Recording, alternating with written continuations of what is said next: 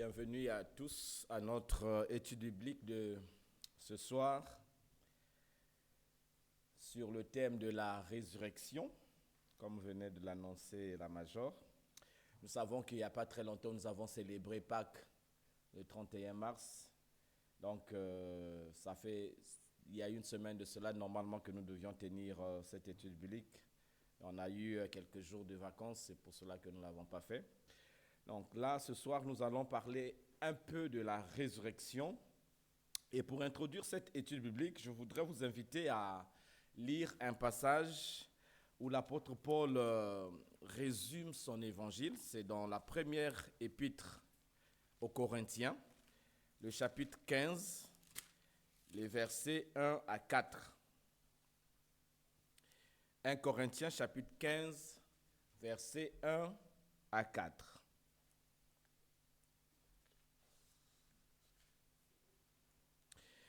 Alors, dans la version Louis II, il est écrit ceci. « Je vous rappelle, frères, l'évangile que je vous ai annoncé, que vous avez reçu, dans lequel vous avez persévéré, et par lequel vous êtes sauvés, si vous le retenez dans les termes où je vous l'ai annoncé. Autrement, vous auriez cru en vain. Je vous ai enseigné avant tout, comme je l'avais aussi reçu, que Christ est mort pour nos péchés, selon les Écritures, il a été enseveli et il est ressuscité le troisième jour, selon les Écritures. » Voilà l'évangile de l'apôtre Paul, il le résume ici. Et il dit que c'est cet évangile-là qui sauve. Il a bien dit, c'est par lequel vous êtes sauvés, si vous le retenez. Et cet évangile souligne trois éléments essentiels. Le premier élément, c'est la mort de Christ. Christ est mort pour nos péchés. Le deuxième élément, c'est l'ensevelissement de Christ. Christ a été enseveli. Et le troisième élément, c'est la résurrection. Christ est ressuscité. On ne peut pas annoncer l'évangile sans ces trois éléments-là. Parce que tout notre salut vient de ces éléments, la mort, l'ensevelissement et la résurrection. Parce que ce n'est pas juste quelque chose d'historique, mais c'est vraiment des événements qui comportent des vérités spirituelles profondes pour notre foi.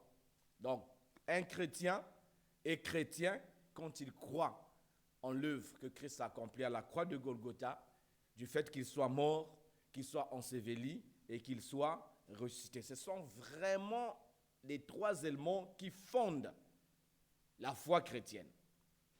Parce que la mort de Christ, c'est le sacrifice par lequel nous avons reçu le pardon de nos péchés. C'est la base de notre salut.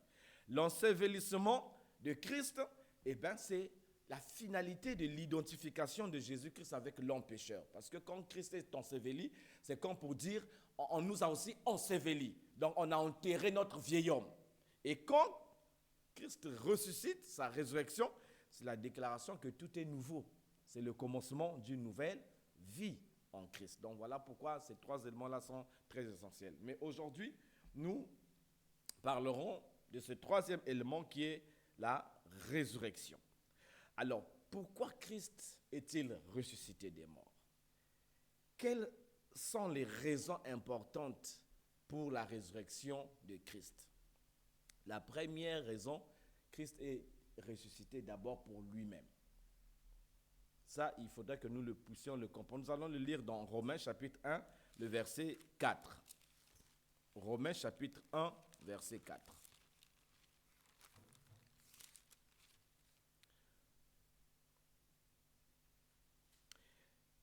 Pour mieux comprendre le contexte, c'est mieux qu'on commence au verset 3. Il est dit ceci, Romains chapitre 1, verset 3-4. Il concerne son fils, donc il là c'est l'évangile, il concerne son fils né de la postérité de David selon la chair. Et le verset 4, déclaré fils de Dieu avec puissance selon l'esprit de sainteté, par sa résurrection d'entre les morts, Jésus-Christ notre Seigneur. Donc, quand je disais que la première raison était pour Christ lui-même, en fait, quand Christ ressuscite des morts, c'est pour donner une preuve qu'il est réellement le Fils de Dieu. Parce que quand il était vivant, en fait, presque quasiment personne n'a cru en lui. Les gens n'ont pas cru en lui, sinon on ne l'aurait pas crucifié. Mais pour prouver qu'il était ce qu'il disait qu'il était, il a vaincu la mort. Parce que personne d'autre ne l'avait fait avant lui. Ressuscité par sa propre puissance. Il est mort, il est ressuscité.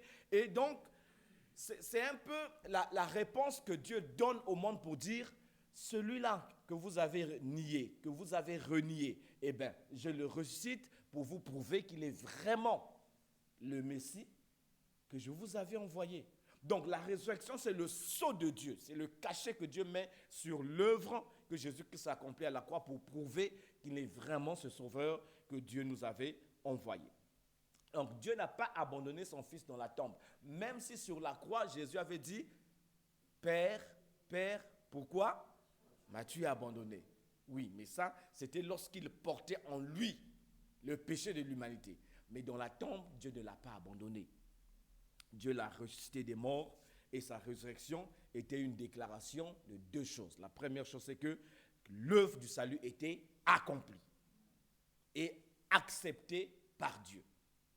Deuxièmement, que Jésus est vraiment celui qu'il disait qu'il était, c'est-à-dire le Fils de Dieu, notre Seigneur. Voilà pourquoi Jésus-Christ ressuscite. C'était d'abord pour prouver au monde qui il était et aussi montrer que ce qu'il avait fait à la croix était accompli, était parfait, était accepté par Dieu. Sinon, Dieu ne l'aurait pas ressuscité des morts. Nous allons lire un autre texte pour voir concernant la vie de Jésus sur terre et sa mort sur la croix, dans Philippiens, chapitre 2, versets 6 à 11. Philippiens, chapitre 2, versets 6 à 11. Je vais commencer par le verset 5, sinon, toujours en tenant compte du contexte. Ayez en vous les sentiments qui étaient en Jésus-Christ. Existant en forme de Dieu, il n'a point regardé son égalité avec Dieu comme une proie à arracher. Mais il s'est dépouillé lui-même, en prenant une forme de serviteur, en devenant semblable aux hommes. Et il apparut comme un vrai homme. Verset 8. Il s'est humilié lui-même, se rendant obéissant jusqu'à la mort, même jusqu'à la mort de la croix. Au verset 9, c'est pourquoi aussi Dieu l'a souverainement élevé et lui a donné le nom qui est au-dessus de tout nom, afin qu'au nom de Jésus, tout genou fléchisse dans les cieux, sur la terre et sous la terre, et que toute langue confesse que Jésus-Christ est Seigneur à la gloire de Dieu le Père. Donc vous voyez dans ce passage, l'apôtre Paul décrit en première partie, il souligne ces trois vérités, qu'au départ Jésus il est Dieu, n'est-ce pas? Il est Dieu, il est égal à Dieu, mais il va s'humilier, il va s'abaisser. Et c'est son incarnation, donc il devient homme. Et quand il devient homme, son humiliation ne s'arrête pas seulement en tant qu'homme, mais son humiliation va jusqu'à la mort sur la croix. Parce que Jésus, bon, on peut accepter que Jésus puisse mourir d'une autre mort, mais mourir à la croix pour un Dieu ou un fils de Dieu, c'était humiliant quand même. Et c'est ce qui a empêché beaucoup de gens de croire en lui, parce que pour eux, la croix, c'était un scandale. Comment le Messie peut-il mourir sur la croix, alors que la croix, c'était un instrument de mort pour les brigands, pour les criminels. Mais lui, il avait pris cette place-là, en fait, à notre place. Il s'était mis là à notre place. Mais c'était son humilité. Donc, ça, c'est la toute première partie. Et la deuxième partie, on nous parle de son élévation à partir du verset 9 à 11. Plus que Christ s'est abaissé, plus que Dieu l'a élevé. Et on utilise même l'expression souverainement élevé. Ce n'est pas une simple élévation, mais c'est une suprême élévation, c'est-à-dire l'élévation de toutes les élévations. Donc il n'y a pas quelqu'un d'autre qui puisse être élevé au-dessus de Jésus. C'est ce que ça veut dire. Jésus est au-dessus de tout ce qui est élevé, de tout ce que Dieu a élevé. Il est le premier, il est au top. C'est pourquoi il est Seigneur. Et c'est pour cela qu'on dit aussi que tout genou fléchira, non seulement sur la terre, mais aussi dans les cieux et sous la terre. Et si vous voyez dans la prière de Jésus, quand il prie sa dernière et longue prière de Jean 17, au verset 5, quand il prie, il a dit, Père, glorifie-moi de la gloire que j'avais avant la fondation du monde. Là, dans la prière, Jésus révèle qu'il avait une gloire avant même la fondation du monde. Parce qu'il est Dieu. Il a existé avant. Il n'a pas été créé. C'est lui qui a créé toutes choses. Donc déjà, avant qu'il ne vienne sur terre, il avait cette gloire divine en lui depuis avant qu'il ne puisse venir dans ce monde. Alors ça, c'est la première raison. Donc la résurrection montre que Jésus-Christ est Seigneur. Je me rappelle encore que lorsque l'apôtre Paul prêchait une fois dans un endroit, il a dit, sachez que Dieu a choisi un homme par lequel il jugera le monde en donnant une preuve, en le ressuscitant des morts. Donc Dieu a ressuscité Jésus d'entre les morts pour donner la preuve au monde que c'est cet homme-là que j'ai choisi, qui est Seigneur, mais qui sera aussi juge de toute la terre.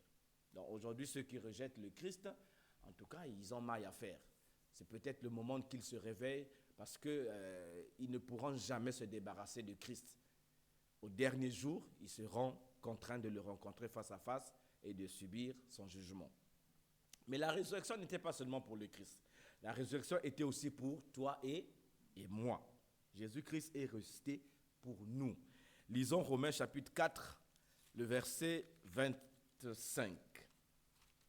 Romains chapitre 4, verset 25. Bon, si quelqu'un peut lire aussi, je ne vais pas être le seul à lire. Romains chapitre 4, verset 25.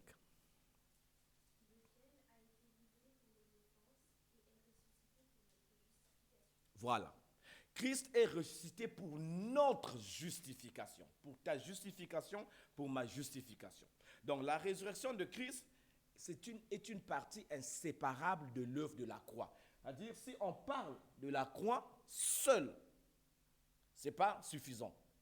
En fait, l'œuvre de la croix, elle est complète jusqu'à la résurrection.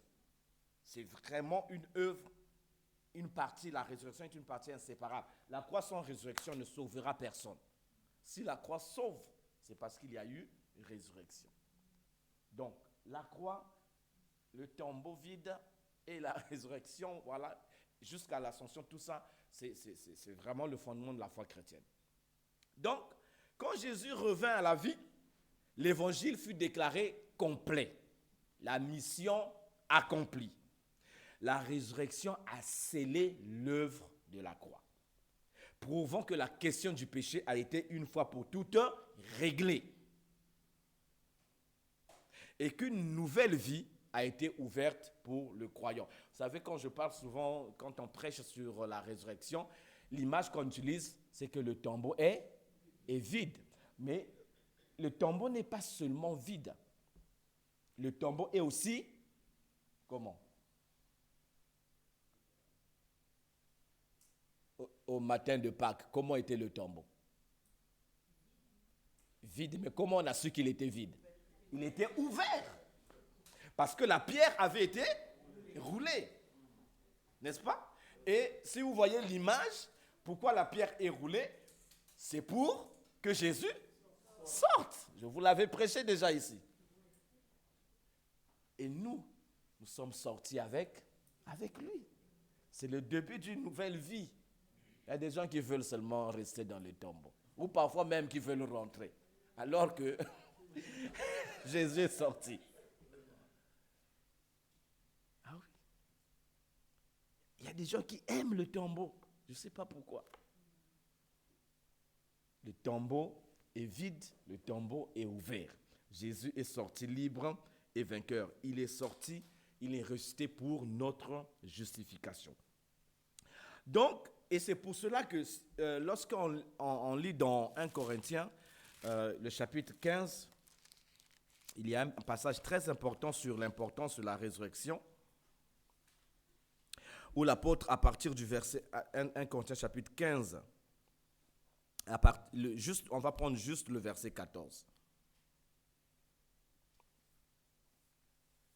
Quelqu'un peut lire le verset 14 du chapitre 15, 1 Corinthiens?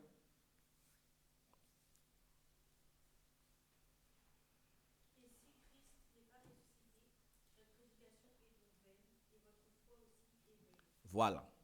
Pour l'apôtre Paul, s'il n'y a pas eu de résurrection de Jésus-Christ, notre foi est vaine.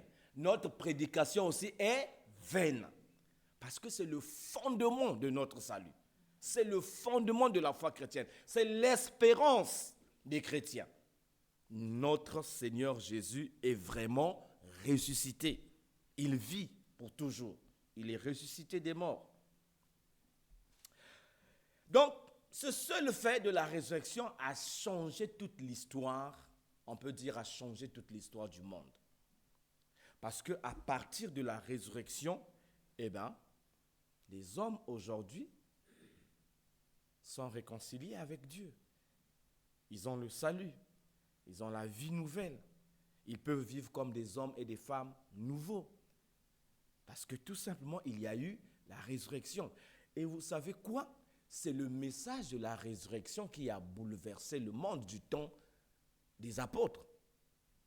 Et lorsque vous lisez les Actes des apôtres, vous remarquerez que les apôtres ont plus prêché sur la résurrection de Christ que sur la mort de Christ.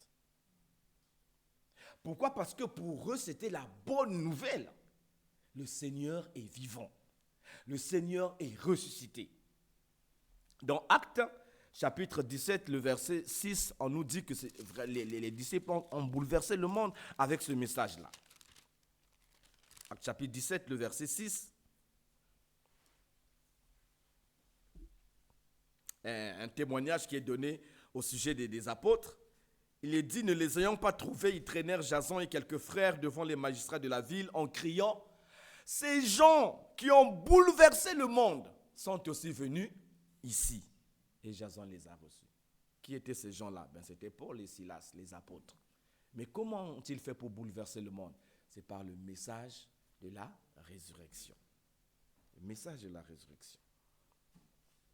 Donc c'est pourquoi il est très important que nous, en tant qu'enfants de Dieu, que nous comprenions vraiment que signifie la résurrection, quelle est son importance dans notre foi, dans notre marche avec le Seigneur. Actes chapitre 4, le verset 33, vous allez lire ce que moi je viens de vous dire il y a quelques secondes de cela. Actes chapitre 4, verset 33, quelqu'un peut le lire.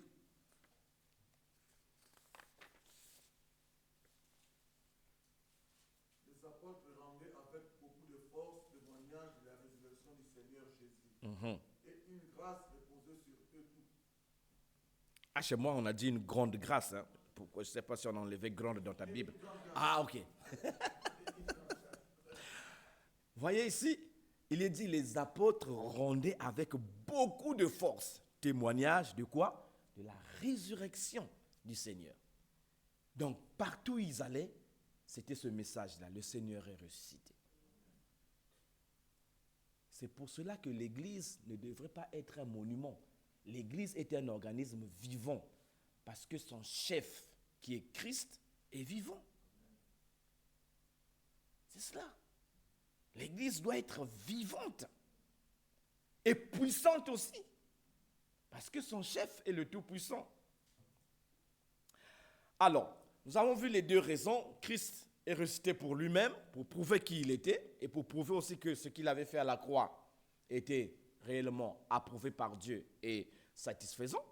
Deuxièmement, pour prouver qu'il était vraiment le Fils de Dieu, comme je l'ai. Et plutôt la deuxième raison, c'est qu'il est ressuscité pour nous, pour notre justification, pour nous amener à être le nouveau peuple de Dieu ou la famille de Dieu. Mais il y a une grande vérité aussi dans la résurrection de Christ. Dernièrement, pendant la semaine sainte, nous l'avons écouté dans un enseignement ici, nous avons été crucifiés avec Christ. Et si vous vous rappelez, quand je vous avais parlé de la croix de Jésus, j'avais dit ceci: ce n'est pas seulement Jésus qui est mort à la croix, mais nous aussi, nous sommes morts avec Jésus. Tous ceux qui croient en Jésus ont été identifiés avec Jésus à la croix. Mais cela ne s'est pas arrêté là. Quand Jésus est ressuscité, eh bien, qu'est-ce qui s'est passé? Nous aussi, nous sommes ressuscités avec lui. Donc, nous sommes ressuscités avec Christ. Et ce que la Bible dit, vous allez peut-être vous poser la question, mais Major, moi je commence à ressusciter avec Christ alors que je suis né un 19 janvier 2000, je suis là, je ne suis pas mort, je ne suis pas ressuscité. Quelle est cette résurrection-là? Non, c'est une réalité spirituelle. C'est vraiment une réalité spirituelle parce que je vais juste vous donner un petit exemple. Quand une femme est enceinte, elle a quoi en elle? Un bébé, n'est-ce pas? Si on tue cette femme qui meurt, n'est-ce pas? La maman et le bébé. Est-ce que vous savez que cette identification de la mère et l'enfant, c'est l'identification de Christ et l'Église? Voilà pourquoi, quand l'apôtre Paul, avant qu'il ne devienne l'apôtre Paul, il est Saul de Tarse sur le chemin de Damas. Quand Jésus le rencontre, Jésus lui dit: Saul, Saul, pourquoi me persécutes-tu? Il n'a pas dit pourquoi tu persécutes les chrétiens. Parce que Jésus et les chrétiens ou ceux qui croient en lui ne forment qu'un. Donc Christ, nous sommes morts avec Christ, et quand Christ ressuscite, nous sommes aussi ressuscité avec lui. Et quoi d'autre? Quand il est remonté au ciel, son ascension, nous aussi, nous sommes remontés avec lui. Il est assis à la droite du Père, nous aussi nous sommes assis à la droite du Père. Éphésiens chapitre 2, le verset 6. Ça, c'est juste, vous pouvez prendre la référence. Nous avons été assis avec Christ dans les lieux célestes. C'est pourquoi, en fait, ça c'est une position d'autorité. C'est pour dire, en fait, à tout enfant de Dieu, tout véritable croyant, ne devrait pas avoir peur de ce qui se passe dans le monde. Parce que déjà, il a une position d'autorité. Il est assis avec Christ dans les lieux célestes. Ce corps, le monde peut en faire ce qu'il veut. Mais nous avons une position céleste au-dessus des dominations. Les esprits méchants dans les lieux célestes savent qui nous sommes. Pourquoi? Parce qu'ils voient que nous sommes unis à Christ. J'allais vous inviter à lire Colossiens chapitre 2.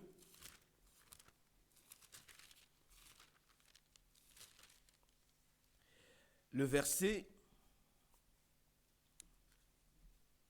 3. Qu'est-ce que je dis? Colossiens chapitre 3 plutôt, le verset 1.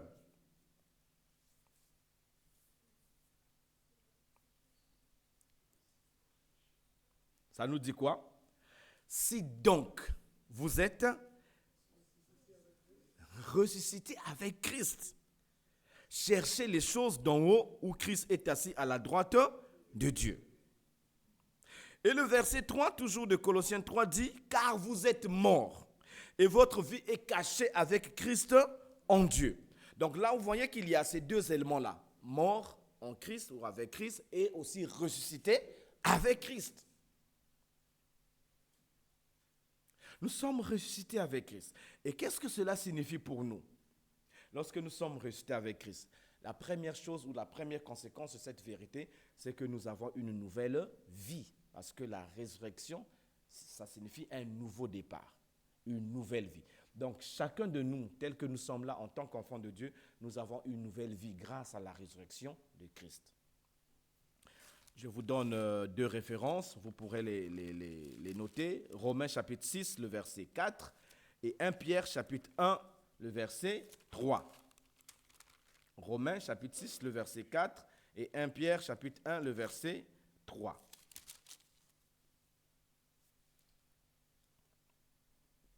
Je lirai juste la première référence, Romains chapitre 6, verset 4, il est dit « Nous avons donc été ensevelis avec lui par le baptême en sa mort, afin que comme Christ est ressuscité des morts par la gloire du Père, de même nous aussi, nous marchions en nouveauté de vie. » Donc la résurrection nous procure une nouvelle vie. Deuxièmement, le passage que nous venons de lire dans Colossiens chapitre 3, le verset 1, 4, je reviens sur ça.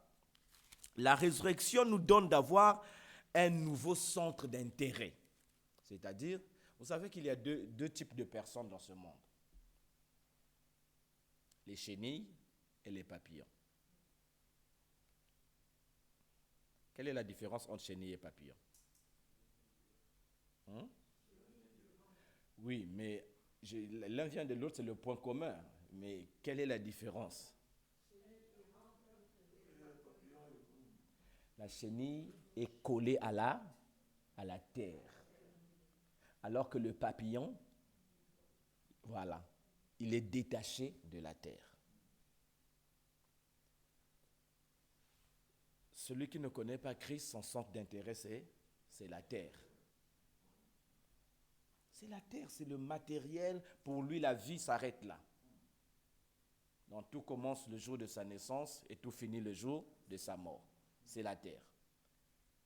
Mais les papillons, ce sont des enfants de Dieu. Nous sommes au-dessus de la terre. Nous volons. Non, la terre ne nous rend pas captifs. Ce n'est pas possible. Pendant que les gens sont en train de mordre la poussière de la terre, nous sommes en train de contempler la gloire. Parce que nous volons. Voilà. Notre centre d'intérêt, comme Colossiens l'a dit, Colossiens chapitre 3, cherchez les choses d'en haut, où Christ est assis à la droite de Dieu. Verset 2, attachez-vous aux choses d'en haut, et non à celles qui sont sur la terre.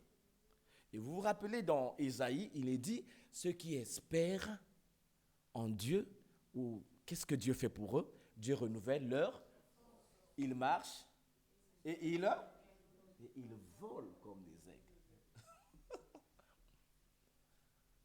Voilà.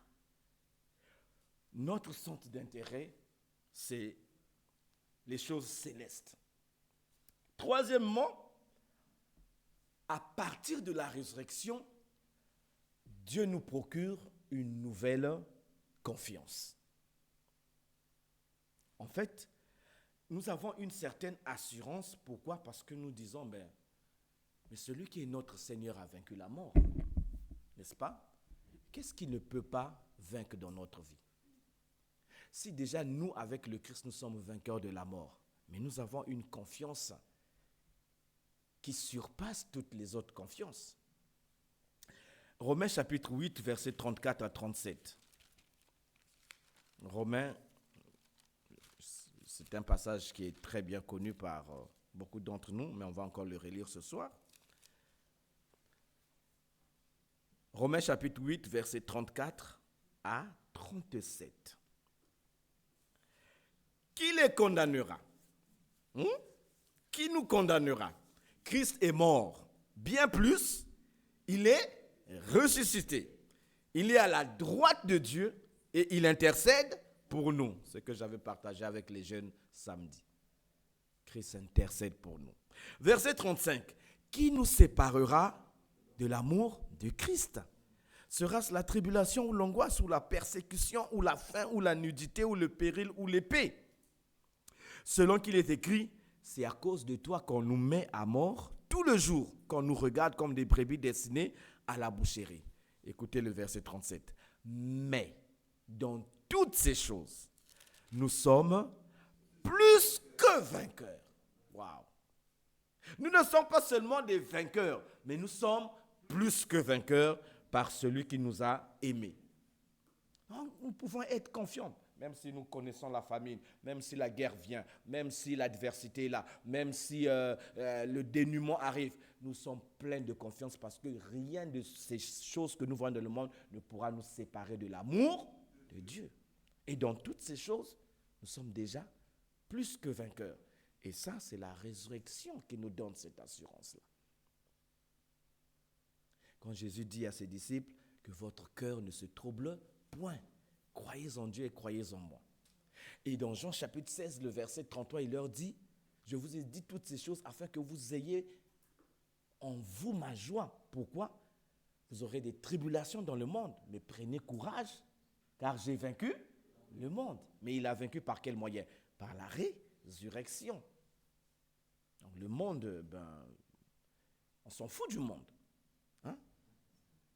On s'en fout du monde. Il peut faire ce qu'il veut, ils peuvent dire ce qu'il veut sur nous, mais nous sommes un peuple d'espérance. Parce que notre Seigneur a le dernier mot. Donc ça, c'est une troisième chose. La première, je reprends, une nouvelle vie, un nouveau centre d'intérêt, une nouvelle confiance. La quatrième chose que nous recevons de la résurrection, c'est une nouvelle position d'autorité. Éphésiens chapitre 2, le verset 6. Je venais de vous le dire il n'y a pas très longtemps. Quelqu'un peut nous le lire. Un très beau passage, Éphésiens chapitre 2, verset 6. Il nous a ressuscités ensemble et nous a fait asseoir ensemble dans les lieux célestes en Jésus-Christ, afin de montrer dans les siècles à venir l'infinie richesse de sa grâce par sa bonté envers nous en Jésus-Christ. Voilà. Il nous a ressuscités ensemble et nous a fait asseoir où? Dans les lieux célestes. Mais dans les lieux célestes signifie quoi en fait? Nous allons... Quelqu'un connaît? Non, ce n'est pas au ciel. Les lieux célestes signifient une position d'autorité. Et vous allez comprendre cette autorité-là. On va prendre le chapitre 3 toujours d'Éphésiens et vous allez voir la description de ces lieux célestes. Verset... Non, je suis où là? Ok. Plutôt, pardon, on recule, hein? Chapitre 1, Éphésiens, versets 20 à 21.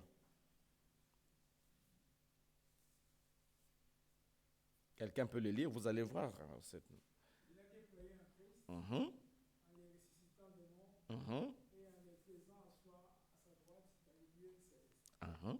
Verset 21. au-dessus de toute domination, Mhm. de toute autorité, de toute puissance, de toute dignité et de tout nom qui se peut nommer, non seulement dans les siècles présents, mais encore dans les siècles à venir. Nous avons été assis ensemble avec Christ dans les lieux célestes. Et ici, dans le chapitre 1, on nous montre c'est quoi ces lieux célestes. Cette puissance de la résurrection que Dieu a déployée en Christ a élevé Christ et l'a fait asseoir dans les lieux célestes. Et ces lieux célestes sont décrits comme étant au-dessus, donc une autorité, au-dessus de toute domination, de toute autorité, de toute puissance, de toute dignité et de tout nom qui se peut nommer non seulement dans le siècle présent, mais encore dans le siècle à venir. Il y a Watchman Nee, un grand écrivain chinois chrétien, qui avait écrit un livre dans lequel il a parlé de la position assise. Nous ne sommes pas debout dans les lieux célestes, mais nous sommes assis. Assis, ça signifie quoi? C'est la position de quelqu'un qui est d'abord comment? Qui est? Non, pas fatigué. Qui est calme. Qui est calme. Quelqu'un qui est assis est calme. Deuxièmement, quelqu'un qui est assis, c'est quelqu'un qui se repose. Alléluia.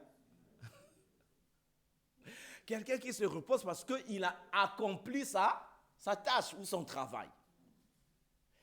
Et le troisième sens d'être assis concerne la royauté.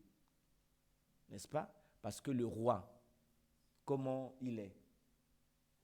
Assis sur son trône. Alléluia. Assis sur le trône, il règne. Le roi ne se lève pas devant les gens. Le roi, il est assis. Mais ce sont les gens qui se lèvent devant le roi. Ce sont les gens qui s'inclinent devant le roi.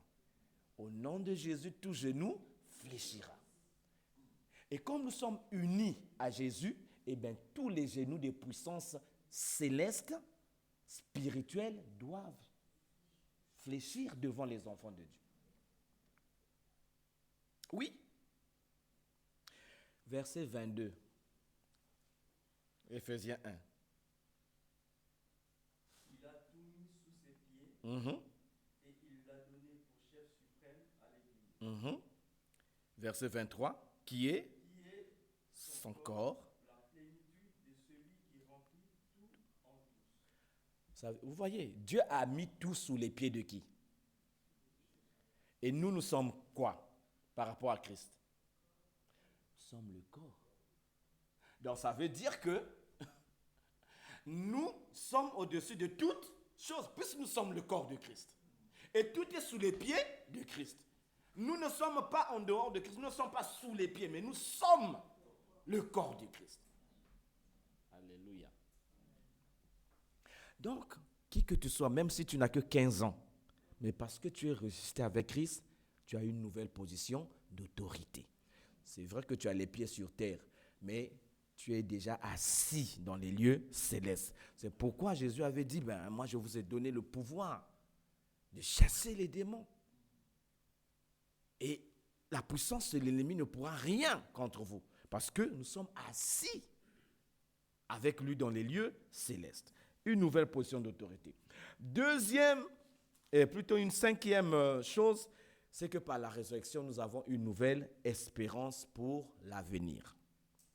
De Timothée chapitre 1, le verset 10. De Timothée chapitre 1, le verset 10.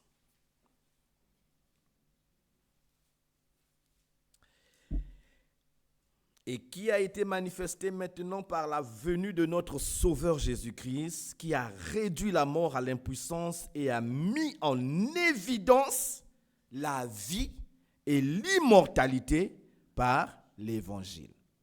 Nos soldats du 31 mars, vous vous rappelez le dernier article de foi? Nous croyons en l'immortalité de l'âme, à la résurrection du corps, au jugement universel lors de la fin du monde, au châtiment éternel des méchants et au bonheur éternel des justes. Ça, c'est l'espérance. Pourquoi nous avons cette espérance? Parce qu'il y a eu résurrection. Donc, pour nous, l'avenir est assuré. Les autres, ils ne savent pas quand ils vont mourir, où est-ce qu'ils iront. Mais toi et moi, nous savons que la gloire nous attend. Après, la mort, c'est la gloire. Donc, la résurrection nous donne cette espérance-là, cette nouvelle espérance pour l'avenir. Pendant que les gens cherchent à savoir, mais qu'est-ce qu'il y a après la mort? Nous savons déjà ce qui nous attend. On n'a pas à s'inquiéter. Jésus a dit, je vous prépare une place. Là où je suis, vous serez aussi. C'est la résurrection qui nous donne. Donc voilà les 5 choses. Une nouvelle vie, un nouveau centre d'intérêt, une nouvelle confiance, une nouvelle position d'autorité et une nouvelle espérance pour l'avenir. On va voir aussi une autre chose concernant la résurrection, c'est la puissance de la résurrection. Alors là, je vais vous demander, on va lire un texte très important qui est une prière de l'apôtre Paul, Éphésiens. Moi, j'aime bien cette épître de Paul, l'épître aux Éphésiens. Je vous encouragerai vraiment à l'étudier, les jeunes et même les vieux. Voilà. Étudiez cette épître de Paul aux Éphésiens. Lisez-la. Il n'y a que 6 chapitres, mais il y a des vérités profondes dans cette épître. Faites un exercice comme ça pendant tout un mois. Lisez et relisez l'épître de Paul aux Éphésiens. Donc, On va lire une prière que Paul a faite dans cet épître, au chapitre 1, à partir du verset 16. On va commencer au verset 16 et on va terminer au verset 21. Celui qui a une belle voix peut faire la lecture. Une voix qui tonne, une voix qui se fait bien entendre.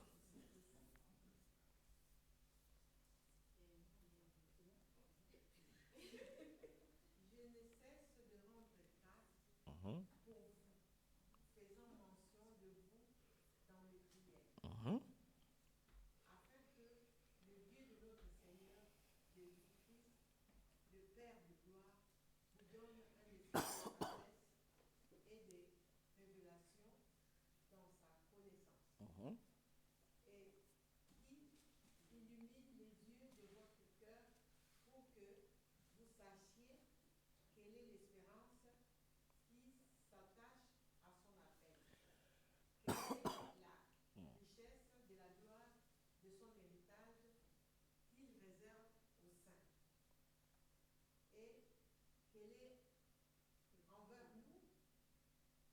Mhm.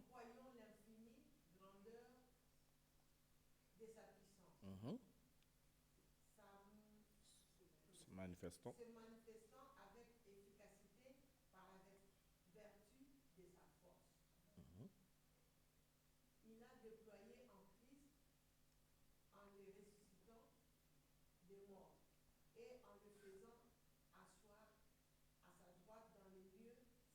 Mhm. Au-dessus de toute domination, de toute autorité, de toute puissance, de toute dignité et de tout nom qui se peut nommer, non seulement dans le siècle présent, mais encore dans le siècle à venir. Voilà. Il y a eu un temps où, dans ma jeunesse, j'avais pris un temps où je faisais cette prière pour moi-même. Mais je m'arrêtais, je n'allais pas jusqu'au verset 21. Hein. Je vais un peu vous donner l'exemple de ce que je faisais. Donc, je commençais par le verset 17 et je m'arrêtais au verset 19. Donc, qu'est-ce que je disais? Dieu de mon Seigneur Jésus-Christ, Père de gloire, donne-moi un esprit de sagesse et de révélation dans ta connaissance. Illumine les yeux de mon cœur pour que je sache quelle est l'espérance qui s'attache à ton appel. Quelle est la richesse et la gloire de ton héritage que tu réserves aux saints? Et quelle est envers moi qui crois l'infinie grandeur de ta puissance, se manifestant avec efficacité par la vertu de ta force. Voilà. Une courte prière comme ça, vous pouvez la faire pour vous-même parce qu'elle est très importante. Mais la chose que j'aimerais souligner ici dans cette prière, c'est comment Paul décrit la puissance de la résurrection. Il a utilisé l'expression infinie grandeur. Hein? L'infinie grandeur de sa puissance. Ça veut dire quoi en fait? Qu'il n'y a aucune puissance dans ce monde qui surpasse la puissance que Dieu a utilisée pour ressusciter Jésus-Christ d'entre les morts. Même dans la création, ce n'était pas cette puissance-là. Parce que la création a été quelque chose, oui, de beau, de formidable, mais ça n'avait pas eu un impact sur le monde spirituel. Or, la puissance de la résurrection a touché le monde spirituel, a bouleversé le monde spirituel, a changé l'avenir spirituel et éternel des hommes et des femmes de ce monde. Donc, là pourquoi il dit que Dieu vraiment nous donne de comprendre l'infinie grandeur de sa puissance. Pourquoi? Parce que si nous comprenons la puissance de la résurrection, je vais vous dire une chose, que on va abandonner toutes les futilités que nous vivons dans nos églises là. Parce que les gens se battent parfois pour des positions. N'est-ce pas? Ils veulent devenir des chefs pour diriger les autres, pour voilà. Mais quelle est la position dont nous avons encore besoin alors que nous avons déjà une position d'autorité dans les lieux célestes? Hein? Moi, quelqu'un une fois m'avait dit, oh, toi, tu cherches à avoir une position. J'ai dit, j'ai déjà ma position. Dieu m'avait déjà positionné dans les lieux célestes. Toutes les positions de la terre, là, je n'ai que foutre avec. Je n'ai rien à foutre avec. Prenez vos positions que vous voulez sur la terre, prenez les galons que vous voulez. Moi, j'ai ma position dans les lieux célestes. Et cette position-là, personne ne peut me l'enlever. Je l'ai déjà en Christ. Voilà. Nous sommes déjà positionnés. Il va me positionner, il va m'arranger. Il s'était déjà fait. C'était déjà fait. Non, non, non. Donc, la résurrection de Christ, ce n'était pas simple, comme je vous l'ai dit, ce n'est pas juste quelque chose qui a touché le monde physique. Ce n'était pas juste la résurrection physique de Jésus, mais c'est aussi l'exaltation, c'est-à-dire l'élévation de Christ dans les lieux célestes. Et si vous voyez, dans cette puissance-là, dans cette puissance de la résurrection qui part depuis la tombe jusqu'au ciel, c'est la destruction du pouvoir, de toute la puissance de Satan, qui était l'ange de la mort, qui retenait les gens captifs de la crainte à cause de la mort. Mais Jésus a enlevé la clé à l'ennemi par cette résurrection. Et aujourd'hui, tout enfant de Dieu peut vivre sereinement. Moi, je le dis toujours, la mort d'un enfant de Dieu ne viendra jamais de l'ennemi, ne viendra jamais de Satan, ne viendra jamais d'un sorcier. Parce que Jésus tient les clés de la mort et du séjour des morts. Si moi je meurs, ce n'est pas parce que le diable l'a voulu, mais c'est parce que Dieu l'a voulu. Voilà. Il n'y a personne de plus fort que lui. La clé de ma mort, mais c'est Jésus qui la tient. Ce n'est pas un homme. Donc, Christ est établi dans les lieux célestes et il est établi aussi avec nous. Nous avons été transportés avec lui, comme nous l'avons lu dans Éphésiens 2:6. Nous sommes unis à Christ dans sa mort, nous sommes unis à Christ dans l'ensevelissement, nous sommes unis à Christ dans la résurrection, nous sommes unis à Christ dans l'ascension, nous sommes unis à Christ dans l'établissement dans les lieux célestes. Quand on voit Christ, on nous voit. Si Dieu est capable de nous aimer, de nous voir comme ses bien-aimés enfants de Dieu, ce n'est pas parce que nous le méritons, mais c'est grâce à Christ. Parce qu'il nous voit en Christ. Et il ne peut pas rejeter son enfant, son fils. Il dit, il est, celui-ci est mon fils bien-aimé. Et dans ce fils bien-aimé, il y a chacun de nous qui se trouve là. Voilà pourquoi nous sommes les bien-aimés enfants de Dieu. Dis à ta soeur, tu es une bien-aimée enfant de Dieu.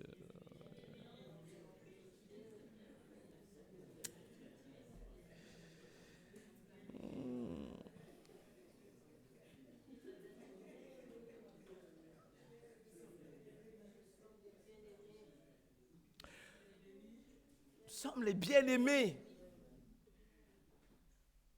Vraiment, chaque matin, quand tu te lèves, quand tu te regardes dans le miroir, ne dis pas non, je suis beau, je suis belle. Non, dis, je suis un bien-aimé enfant de Dieu. Je suis une bien-aimée enfant de Dieu. Dieu m'aime. Même si tout le monde se tournait contre moi aujourd'hui, je sais que Dieu m'aime. Ça me suffit. Qui nous séparera de l'amour de Christ? Il n'y a rien. Dans toutes ces choses, nous sommes plus que vainqueurs par celui qui nous a aimés. Voilà l'évangile. Donc, avant d'aller vers la fin, quand Christ ressuscite, le fait qu'il est assis dans les lieux célestes, il reçoit le nom qui est au-dessus de tout nom, comme nous l'avons lu dans Éphésiens, dans Philippiens 2, 9 à 11. Il reçoit le nom qui est au-dessus de tout nom. Ce nom-là par lequel nous sommes sauvés aujourd'hui, mais ce nom-là qui est aussi l'arme la plus puissante qui est mise à notre disposition contre les forces des ténèbres, les forces du mal. Jésus l'a dit, Et non seulement contre les forces du mal, vous voyez le nom de Jésus, il est puissant contre les forces du mal, mais il est aussi efficace pour toucher le cœur de Dieu. Parce que quand tu viens au Père au nom de Jésus, mais le cœur de Dieu, il est touché. Voilà pourquoi Jésus a dit, demandez en mon nom. Parce que tout ce que vous demanderez en mon nom, eh bien, le Père vous le donnera. Parce que le Père ne peut pas refuser ce qui est demandé au nom de Jésus. Bon, ça ne signifie pas juste prononcer le nom de Jésus, hein, je vous l'avais déjà dit. Mais il faut vivre conformément à la volonté de Jésus, du Seigneur. Alors, il y a quelque chose d'autre qu'on peut dire de la résurrection pour terminer notre étude. Jésus est appelé le premier-né d'entre les morts. OK? Colossiens chapitre 1, verset 18.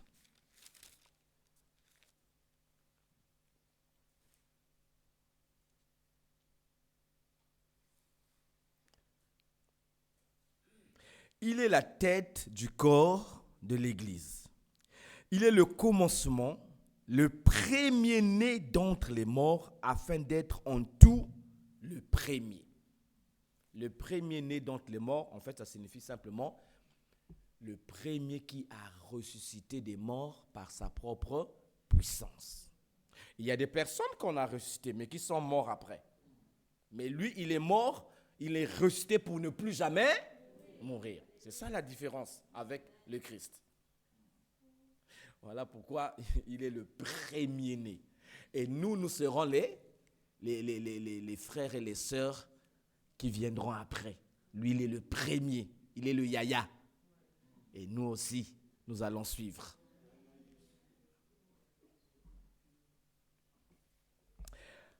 La résurrection de Christ a ouvert le chemin pour notre propre résurrection. Donc, tout véritable chrétien doit croire que la résurrection l'attend.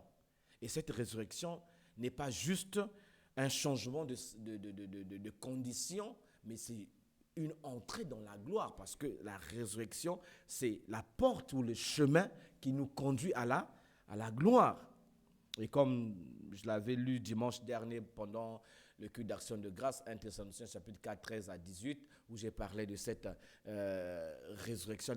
Ceux qui sont morts en Christ ressusciteront premièrement. Et ensuite, ceux qui seront restés vivants pendant l'avènement de Christ, ils seront enlevés dans les airs, transformés et enlevés dans les airs, et ils seront rassemblés pour toujours avec le Seigneur. Lorsque nous ressusciterons avec un nouveau corps, un corps de gloire. Jésus-Christ, quand il est ressuscité des morts, il n'avait pas le même corps. Il n'avait plus le même corps. Voilà pourquoi ses disciples avaient même de la difficulté à le reconnaître. Il était capable d'entrer dans une pièce sans entrer par la porte. Parce qu'on nous dit quand il est mort, les disciples avaient tellement peur qu'ils se cachaient dans la chambre haute. Ils étaient là apeurés. Mais tout d'un coup, Jésus apparaît au milieu d'eux et leur dit, la paix soit avec vous. La paix soit avec vous. Donc, ils pouvaient franchir des barrières physiques avec ce corps. Et je pense que c'est ce même type de corps que nous aussi nous recevons au jour de la résurrection. Mais j'aime bien lire ce passage de l'apôtre Paul, 1 Corinthiens chapitre 15, le verset 51 à 54. Quelqu'un peut lire? 1 Corinthiens chapitre 15, verset 51 à 54. Voici, je vous dis un mystère. Nous ne mourrons pas tous, mais tous nous serons changés. En un instant, en un clin d'œil, à la dernière trompette. La trompette sonnera et les morts ressusciteront incorruptibles. Et nous serons changés. Amen. Car il faut que ce corps corruptible revête l'incorruptibilité et que ce corps mortel revête l'immortalité. Lorsque ce corps corruptible aura revêtu l'incorruptibilité et que ce corps mortel aura revêtu l'immortalité, alors s'accomplira la parole qui est écrite. La mort a été engloutie dans la victoire. Voilà. Le corps glorieux, on nous dit que ce sera un corps incorruptible. incorruptible. C'est-à-dire quoi? Un corps qui ne peut pas se dégrader. Un corps qui ne peut pas se corrompre. Un corps qui ne peut pas se fatiguer. Un corps qui ne peut pas vieillir. Un corps qui ne peut pas mourir. C'est ce corps que nous aurons. Un corps éternellement jeune. Incorruptible. C'est ce corps qui nous attend.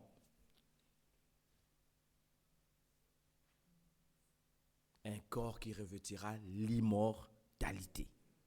C'est cela. Après, je vais rejeter le Christ pour les futilités de ce monde.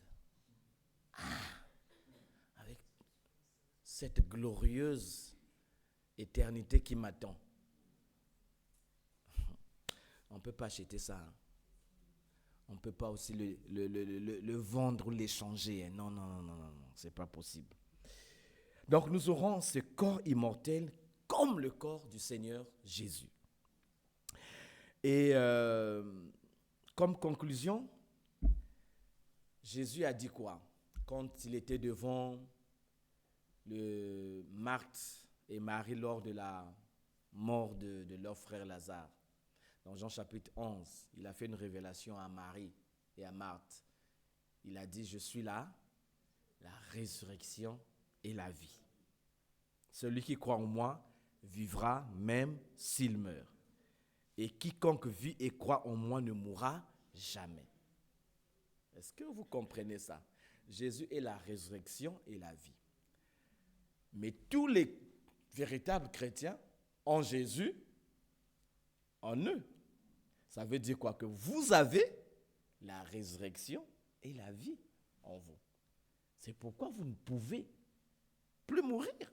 C'est ce corps qui va mourir. Mais votre âme ne peut plus mourir. Parce que votre âme est attachée à la vie de Jésus. Et la résurrection vous attend parce que celui qui est la résurrection est là en vous.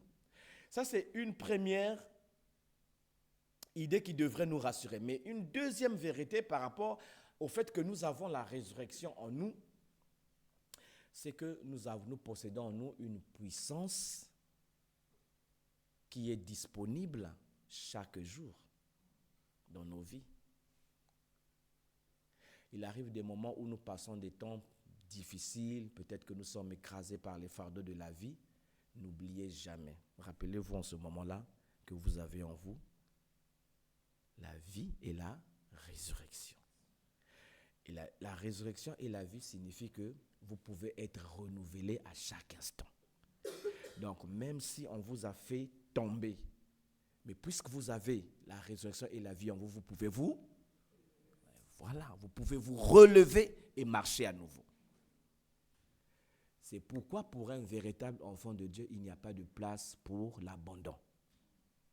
Il n'y a pas la place pour la démission. Il n'y a pas de place pour dire « Ah, c'est fini » pour le désespoir. Non.